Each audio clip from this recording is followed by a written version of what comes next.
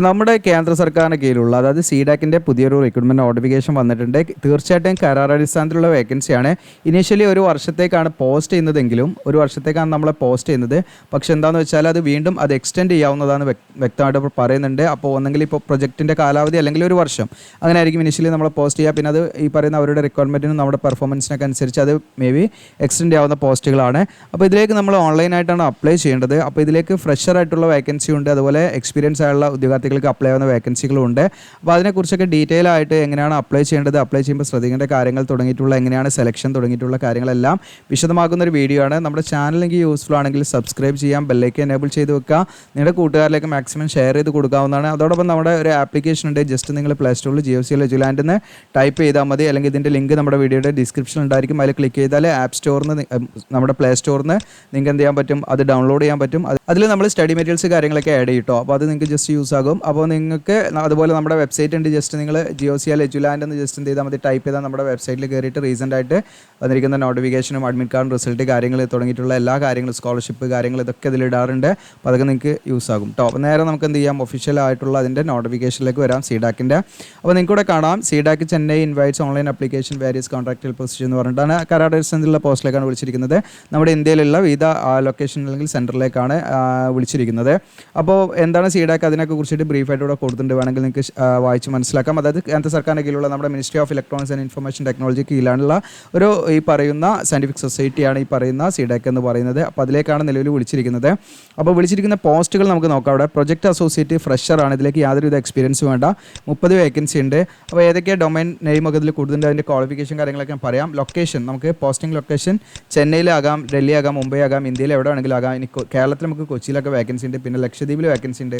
Okay, അപ്പോൾ ഇതിൻ്റെ view details click ചെയ്തിട്ട് നമുക്ക് അതിൻ്റെ ക്വാളിഫിക്കേഷൻ കാര്യങ്ങളൊക്കെ നോക്കാം ഇനി ഓരോന്നിൻ്റെയും. പിന്നെ പ്രൊജക്ട് എഞ്ചിനീയർ ഇതൊക്കെ എക്സ്പീരിയൻസ്ഡ് ആയുള്ള ഉദ്യോഗാർത്ഥികൾക്കുള്ളതാണ് 50 വേക്കൻസി ഇതിലുണ്ട്. ദെൻ പ്രൊജക്ട് മാനേജർ 5 വേക്കൻസി ഉണ്ട്. Then project technician 20 vacancy, senior project engineer 20 vacancy. ഇങ്ങനെയാണ് വേക്കൻസി വൈസ് ആയിട്ട് വിളിച്ചിരിക്കുന്നത്. അപ്പോൾ നിങ്ങൾക്ക് അതിൻ്റെ പോസ്റ്റിംഗ് ലൊക്കേഷൻ ഇവിടെ കാണാം, ചെന്നൈയൊക്കെ വൈസ് ചെയ്തിട്ടോ മറ്റു സ്ഥലങ്ങളിലും ഇന്ത്യയിൽ എവിടെയാണെങ്കിലും പോസ്റ്റിംഗ് ലഭിക്കാം. ഓക്കെ, ഇനി ഇതിൽ നമ്മൾ ശ്രദ്ധിക്കേണ്ട കുറച്ച് ടേംസ് ആൻഡ് കണ്ടീഷൻ കാര്യങ്ങളൊക്കെയാണ്. അപ്പോൾ തീർച്ചയായിട്ടും ഈ ഒരു പൊസിഷൻ എന്ന് പറയുന്നത്, നമ്മൾ ഈ പോസ്റ്റിംഗ് എന്ന് പറയുന്നത് കരാറടിസ്ഥാനത്തിലാണ്, ഒരിക്കലും പെർമനൻ്റ് അല്ല. 1 ഇയറിലേക്കാണ് ഇനീഷ്യലി, അല്ലെങ്കിൽ നമ്മുടെ പീരീഡ് ഓഫ് പ്രൊജക്റ്റിൻ്റെ ആ ഒരു പീരീഡ് ഓഫ് ടൈം കഴിയുന്നത് വരെ എന്നുള്ളതാണ്. അതല്ലെങ്കിൽ നമ്മുടെ പെർഫോമൻസിനെയും അതുപോലെ അവരുടെ റിക്വയർമെൻറ്റിനൊക്കെ അനുസരിച്ച് നമ്മളെ ഡ്യൂറേഷൻ മേ ബി എക്സ്റ്റെൻഡ് ചെയ്യാവുന്നതോ ആണെന്ന് പറയുന്നുണ്ട്. പിന്നെ ഇതിലൊക്കെ അത്യാവശ്യം സാലറി കാര്യങ്ങളൊക്കെ ഉണ്ട് കേട്ടോ. ഓക്കെ, പിന്നെ ഈ പറയുന്ന ഏജ് ലിമിറ്റ് കാര്യങ്ങളൊക്കെ ഞാൻ പറയാം. സാധാരണ SC/ST OBCക്കൊക്കെ ഗവൺമെൻറ് റൂൾ പ്രകാരമുള്ള നിശ്ചയമുള്ള ഏജ് റിലാക്സേഷൻ കാര്യങ്ങളൊക്കെ ലഭിക്കുന്നതാണ്. അപ്പോൾ ഏജ് ലിമിറ്റ് ഒക്കെ പറയാം. സെലക്ഷൻ പ്രൊസീജിയറിൽ ആദ്യം തന്നെ നിങ്ങളുടെ ഓൺലൈൻ അപേക്ഷയുടെ അടിസ്ഥാനത്തിൽ നിങ്ങളുടെ ഡാറ്റാസും കാര്യങ്ങൾക്കും, അതായത് ഇപ്പോൾ നമ്മുടെ അക്കാദമിക്കലി നമുക്ക് നല്ല സ്കോറും കാര്യങ്ങളും, നമ്മുടെ ക്വാളിഫിക്കേഷനിൽ നമ്മൾ അപ്ലൈ ചെയ്ത നമ്മുടെ എസെൻഷ്യൽ ക്വാളിഫിക്കേഷൻ അത്യാവശ്യം മാർക്കും കാര്യങ്ങളൊക്കെ ഉണ്ടെങ്കിൽ അതൊക്കെ വെച്ചിട്ട് നമ്മുടെ എക്സ്പീരിയൻസ് ഉണ്ട്, പോസ്റ്റ് ആണെങ്കിൽ എക്സ്പീരിയൻസ് ഒക്കെ നോക്കിയിട്ട് അവർ സ്ക്രീനിങ് ചെയ്യും. ഇനി ഇവിടെ എല്ലാ ഉദ്യോഗാർത്ഥികളും ശ്രദ്ധിക്കേണ്ട ഒരു കാര്യമാണ് ഞാൻ പറയാൻ പോകുന്നത്. എന്താണെന്ന് വെച്ചാൽ ഇപ്പോൾ നമ്മൾ ഓൺലൈനായിട്ട് അപ്ലൈ ചെയ്യുന്ന സമയത്ത് നമ്മൾ ഈ പറയുന്ന എസെൻഷ്യൽ ക്വാളിഫിക്കേഷൻ, ഇപ്പോൾ ഫോർ എക്സാമ്പിൾ നമുക്ക് ഈ പറയുന്ന പ്രൊജക്ട് എഞ്ചിനീയർ എന്ന് പറയുന്ന പോസ്റ്റിലേക്ക് നമുക്ക് BTech ആണ് അതിൻ്റെ എസെൻഷ്യൽ ക്വാളിഫിക്കേഷൻ എന്ന് നമുക്ക് വിചാരിക്കാം. അങ്ങനെ നമ്മൾ അപ്ലൈ ചെയ്യുന്ന സമയത്ത് നമ്മുടെ BTechൻ്റെ ഡീറ്റെയിൽസ് മാത്രം നിങ്ങൾ കൊടുക്കും. മേ ബി ആ ഒരു സെയിം കാൻഡിഡേറ്റ് തന്നെ ഈ പറയുന്ന PG ഒക്കെ കഴിഞ്ഞിട്ടുണ്ടാവും, അതായത് MTech കഴിഞ്ഞിട്ടുണ്ടാവും, പക്ഷേ MTechൻ്റെ ക്വാളിഫിക്കേഷൻ കൊടുത്തിട്ടുണ്ടാവില്ല. അപ്പോൾ അത് കൊടുത്താൽ എന്തെങ്കിലും പ്രശ്നങ്ങളാവും എന്നൊക്കെ വിചാരിച്ച് മേ ബി കൊടുക്കാതിരിക്കുക. അപ്പോൾ നിങ്ങൾ അത് ഇവിടെ ചെയ്യരുത്. മാക്സിമം എന്ത് ചെയ്യുക, നിങ്ങളുടെ ഉയർന്ന ക്വാളിഫിക്കേഷൻ എന്താണോ അത് നിങ്ങൾ മുഴുവനായിട്ടും കൊടുക്കണം. നിങ്ങൾ എന്തെങ്കിലും ഡിപ്ലോമ ചെയ്തിട്ടുണ്ടോ, എന്തെങ്കിലും സ്കിൽ സർട്ടിഫിക്കറ്റ് അല്ലെങ്കിൽ ഡിപ്ലോമ സർട്ടിഫിക്കറ്റ് കാര്യങ്ങളുണ്ടോ, അങ്ങനെയുള്ള ഡീറ്റെയിൽസ് കാര്യങ്ങൾ എല്ലാത്തിൻ്റെയും ഡീറ്റെയിൽസ് കൊടുക്കണം. വേറെ എവിടെയെങ്കിലും എക്സ്പീരിയൻസ് ഉണ്ടെങ്കിൽ, എവിടേക്കാണോ നിങ്ങൾക്ക് എക്സ്പീരിയൻസ് ഉണ്ടെങ്കിൽ അതിൻ്റെ ഡീറ്റെയിൽസ് എല്ലാം നിങ്ങൾ കൊടുക്കുക. അപ്പോൾ ഇവിടെ എങ്ങനെയാണ് ഇവർ സെലക്ട് ചെയ്യുന്നത് വെച്ചാൽ, ചിലപ്പം നമ്മൾ ഓൺലൈനായിട്ട് അപ്ലൈ ചെയ്ത് വിചാരിച്ച് എല്ലാവരെയും ഇവർ ഈ പറയുന്ന റിട്ടൺ ടെസ്റ്റ് അല്ലെങ്കിൽ സ്കിൽ ടെസ്റ്റ് ഇൻ്റർവ്യൂവിന് വിളിച്ചോളുന്നില്ല.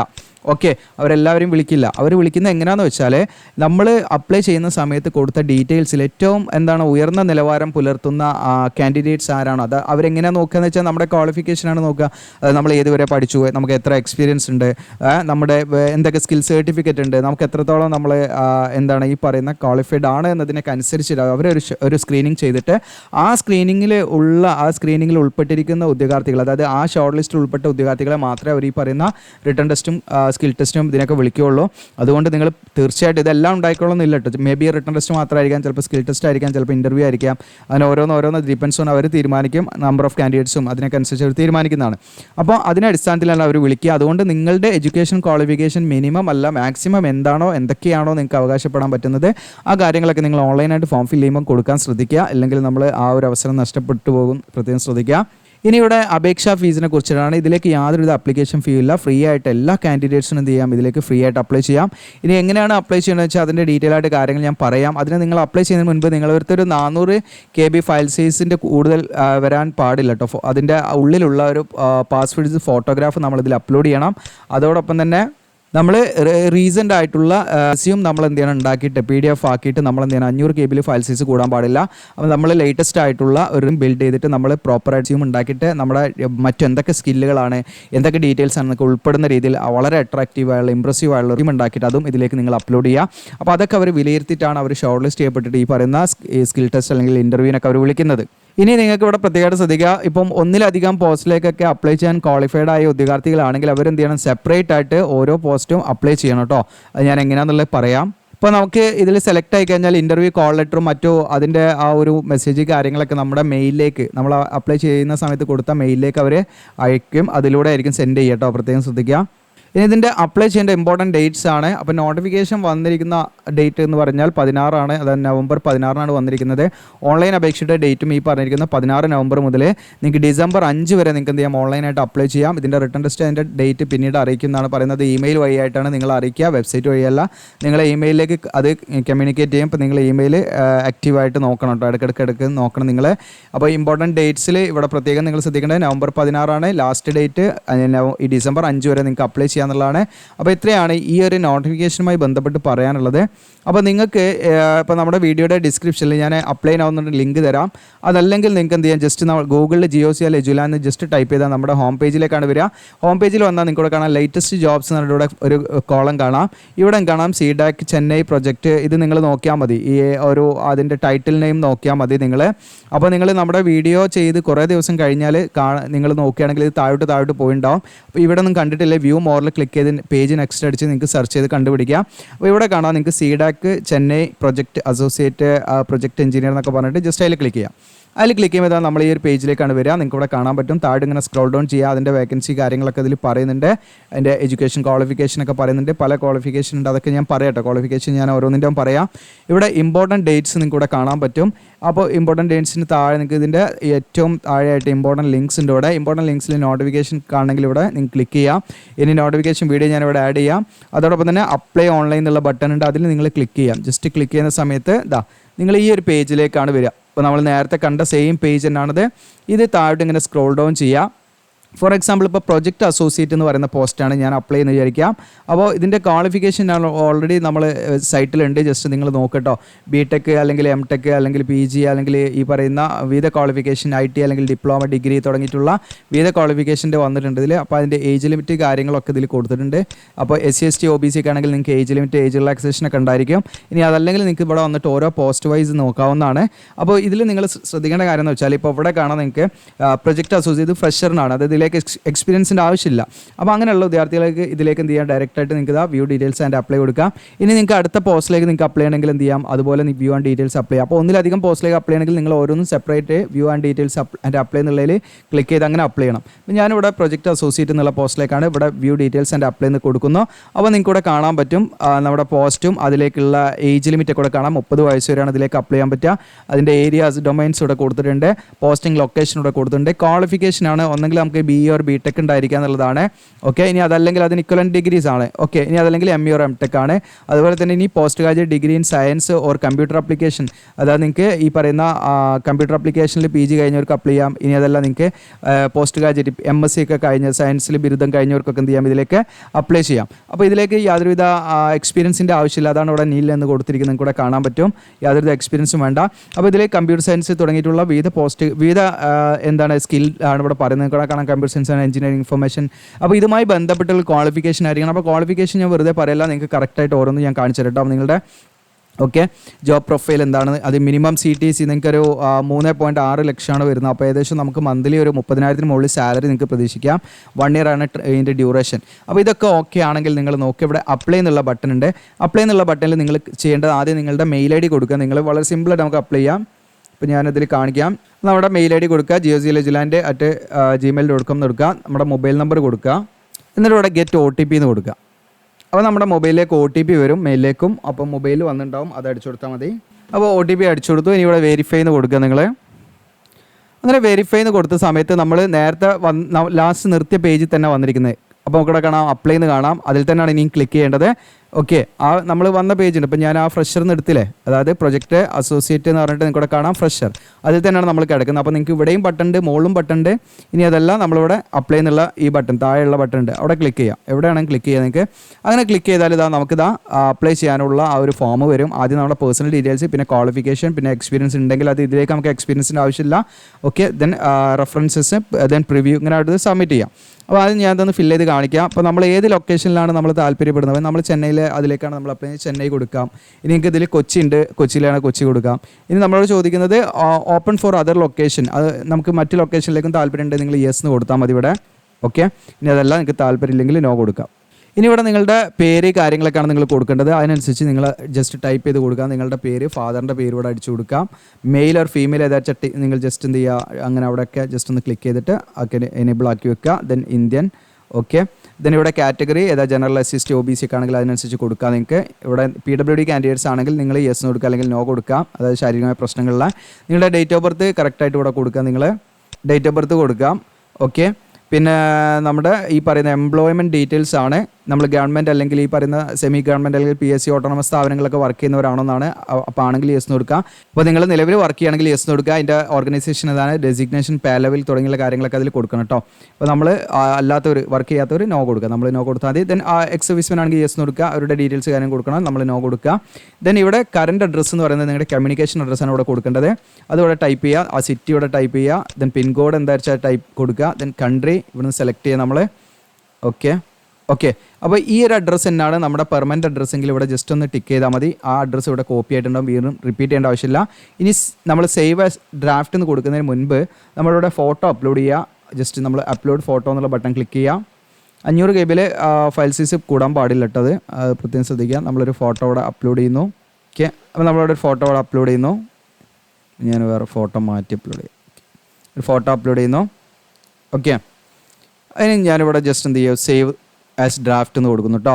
സേവ് ആസ് ഡ്രാഫ്റ്റ് എന്ന് കൊടുക്കുക. അപ്പോൾ കാണാൻ സേവിടെ പേഴ്സണൽ ഡീറ്റെയിൽസ് എന്ത് ചെയ്തിട്ടുണ്ട്, സേവ് ആയിട്ടുണ്ട്. ഓക്കെ എന്ന് കൊടുക്കുക. ഇനി നമ്മൾ നെക്സ്റ്റ് എന്ന് ഇവിടെ കാണാൻ പറ്റും നിങ്ങൾക്ക്. നെക്സ്റ്റ് എന്നുള്ള ബട്ടൺ ക്ലിക്ക് ചെയ്യാൻ അടിയിൽ.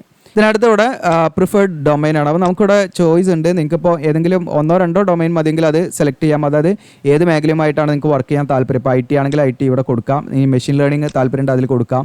ഇനി ഒക്കെ താല്പര്യമുണ്ട് ഇവിടെ സെലക്ട് ഓൾ എന്നുള്ളതിൽ ബട്ടണിൽ ക്ലിക്ക് ചെയ്താൽ മതി. ഓക്കെ, എല്ലാത്തിലേക്കും നമ്മൾ സെലക്ട് ആയിട്ടുണ്ട്. 21 ഡൊമൈൻ ഉണ്ട്, അതെല്ലാം നമ്മൾ സെലക്ട് ആയിട്ടുണ്ട്. മീൻസ് അതിലേക്കൊക്കെ നമുക്ക് താല്പര്യം ഉണ്ടെങ്കിൽ അതനുസരിച്ച് നമുക്ക് കൊടുക്കാം. ഇനി നിങ്ങൾക്ക് ഈ പറയുന്ന ക്യാൻസൽ ചെയ്യണമെങ്കിൽ ജസ്റ്റ് ഇവിടെ എന്ത് ചെയ്താൽ മതി, ജസ്റ്റ് ക്യാൻസൽ ചെയ്ത് കൊടുക്കാം ഇങ്ങനെ. ഓക്കെ, അല്ലെങ്കിൽ ഇവിടെ ഡ്രോപ്പ് ഡൗൺ അതിൽ ക്ലിക്ക് ചെയ്തിട്ട് വീണ്ടും ഒന്ന് സെലക്ട് ഓൾന്ന് കൊടുക്കുക. എന്നിട്ട് അത് അൺസെലക്ട് ചെയ്ത് കഴിഞ്ഞാൽ അതെല്ലാം പോകും. എന്നിട്ട് വീണ്ടും നിങ്ങൾക്ക് ഏതാണ് വേണ്ടത് വെച്ചാൽ നിങ്ങൾക്ക് എന്ത് ചെയ്യാം, അതിനനുസരിച്ച് നിങ്ങൾക്ക് എന്ത് ചെയ്യാം. ഇപ്പോൾ IT ഒക്കെ ആണ് താല്പര്യമെങ്കിൽ അത് മാത്രം നിങ്ങൾക്ക് ഫോക്കസ് ചെയ്യാം, അത് മാത്രം നിങ്ങൾ കൊടുത്താൽ മതി.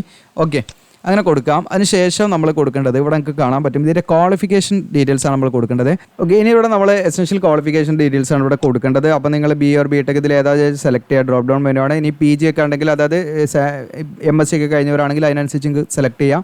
അപ്പോൾ ഞാൻ BA or BTech ഏതാണ് അല്ലെങ്കിൽ MC ആണെങ്കിൽ സെലക്ട് ചെയ്യാം. നമ്മൾ ക്വാളിഫിക്കേഷൻ നെയിം ആണ് ഇവിടെ കൊടുക്കേണ്ടത്.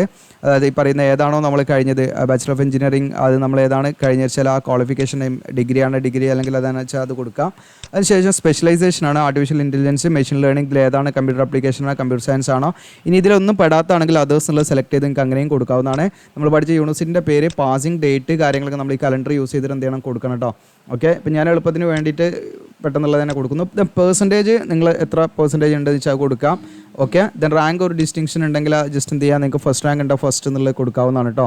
ഓക്കെ, അപ്പോൾ റാങ്ക് ഒരു ഡിസ്റ്റിങ്ഷൻ എന്നുള്ളത് ജസ്റ്റ് നിങ്ങൾക്ക് അതിനനുസരിച്ച് നിങ്ങൾക്ക് കൊടുക്കാം. ഓക്കെ, ഇനി അടുത്ത രണ്ടാമത്തെ ഘട്ടം എന്ന് പറയുന്നത് നിങ്ങളുടെ ബിരുദം കഴിഞ്ഞതിന് ശേഷം നിങ്ങൾക്ക് വേറെ ഏതെങ്കിലും അക്കാദമിക് അല്ലെങ്കിൽ പ്രൊഫഷണൽ ക്വാളിഫിക്കേഷൻ ഉണ്ടെങ്കിൽ അതാണ് ഇവിടെ കൊടുക്കേണ്ടത് കേട്ടോ. 10ാം ക്ലാസ്സിലെ മറ്റ് ഡീറ്റെയിൽസ് ഒന്നല്ല.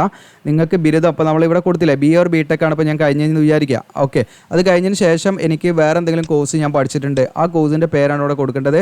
സ്പെഷ്യലൈസേഷൻ, യൂണിവേഴ്സിറ്റി, നമ്മൾ പഠിച്ച പാസിംഗ് ഡേറ്റ് തുടങ്ങിയിട്ട്, അതായത് PG പഠിച്ചിട്ടുണ്ട്, PGൻ്റെ ഡീറ്റെയിൽസ് കൊടുക്കാം. ഇനി വേറെ എന്തെങ്കിലും കമ്പ്യൂട്ടർ ആപ്ലിക്കേഷനോ അങ്ങനെ എന്തെങ്കിലും പഠിച്ചിട്ടുണ്ട് അത് കൊടുക്കാം. ഇനി നിങ്ങൾക്ക് അഡീഷണൽ ആയിട്ട് വീണ്ടും ഇതിലേക്ക് ആഡ് ചെയ്യണമെങ്കിൽ ആഡ് എന്നുള്ള ബട്ടൺ കൊടുത്ത് അടുത്ത ക്വാളിഫിക്കേഷൻ കൊടുക്കാം. ഓക്കെ, ഓക്കെ, അപ്പോൾ ഇതൊക്കെ നിങ്ങൾക്ക് കൂടുതൽ എന്താണ് നിങ്ങളുടെ ആ ഒരു കുറച്ചും പാടെ നിങ്ങൾക്ക് ആ ഒരു സാധ്യത കൂട്ടുകയാണ് കേട്ടോ. അപ്പോൾ അങ്ങനെ എന്തെങ്കിലും എക്സ്ട്രാ ക്വാളിഫിക്കേഷൻ കാര്യങ്ങളൊക്കെ ഉണ്ടെങ്കിൽ നിങ്ങളുടെ ഗ്രാജുവേഷൻ കഴിഞ്ഞതിന് ശേഷം കേട്ടോ, നിങ്ങളുടെ ആ ഗ്രാജുവേഷൻ്റെ മുൻപുള്ള ക്വാളിഫിക്കേഷൻ അതിൽ കൊടുക്കേണ്ടതില്ല. കാരണം +2 കാര്യങ്ങളോ ഡീറ്റെയിൽസ് ഒന്നും ആവശ്യമില്ല. ഗ്രാജുവേഷൻ കഴിഞ്ഞതിന് ശേഷം നിങ്ങൾക്ക് അഡീഷണൽ ആയിട്ട് എന്തെങ്കിലും ക്വാളിഫിക്കേഷൻ അതൊക്കെ നിങ്ങൾക്ക് ഇവിടെ കൊടുക്കുക. അതിനുശേഷം നിങ്ങൾക്ക് ഇവിടെ ഗേറ്റ് സ്കോർ, അതായത് നമ്മൾ ഗേറ്റ് എക്സാം എഴുതിന് കഴിഞ്ഞിട്ട് സ്കോർ കൊടുക്കുക, നമ്മൾ പാസ് ഔട്ട് ആയ വർഷം സെലക്ട്, ഇതൊക്കെ നിങ്ങൾക്ക് ബെനിഫിറ്റ് ആണ്. അപ്പോൾ ഗേറ്റ് എക്സാം ഒക്കെ എഴുതാത്തവരുണ്ടെങ്കിൽ എഴുതിക്കോളൂ കേട്ടോ. കാരണം ഇങ്ങനെയുള്ള റിക്രൂട്ട്മെൻ്റ് ഒക്കെ നടക്കുന്ന സമയത്ത് നമുക്ക് അതൊക്കെ എന്താണ് ഒരു അഡ്വാൻറ്റേജ് ആണെന്ന് നിങ്ങൾ മനസ്സിലാക്കുക. പിന്നെ നമ്മൾ റിസർച്ചിൻ്റെ ഒക്കെ ഭാഗമായിട്ട് നമ്മൾ ഏതെങ്കിലും പേപ്പർ പബ്ലിക്കേഷൻ ഏതെങ്കിലും നടത്തിയിട്ടുണ്ടോ എന്നുള്ള അതിൻ്റെ ഡീറ്റെയിൽസ് കാര്യങ്ങളോടെ കൊടുക്കാം. പിന്നെ നമുക്ക് അച്ചീവ്മെൻറ്റ് എന്തെങ്കിലും ഈ പറയുന്ന കരിയറുമായി ബന്ധപ്പെട്ട് അങ്ങനെ ഉണ്ടെങ്കിൽ അതൊക്കെ ഇവിടെ കൊടുക്കാം. അതുപോലെ തന്നെ പിന്നെ നമ്മൾ ഈ പ്രൊഫഷണൽ ബോഡീസുമായി ബന്ധപ്പെട്ട്, അതായത് ഏതെങ്കിലും കൗൺസിലുമായിട്ട് നമ്മൾ രജിസ്റ്റർ ചെയ്തിട്ടുണ്ടോ അല്ലെങ്കിൽ അതുമായി ബന്ധപ്പെട്ട അഫിലിയേഷൻ കാര്യങ്ങളൊക്കെ ഡീറ്റെയിൽസ് ഒക്കെ ഉണ്ട്, അതൊക്കെ കൊടുക്കാവുന്നതാണ്.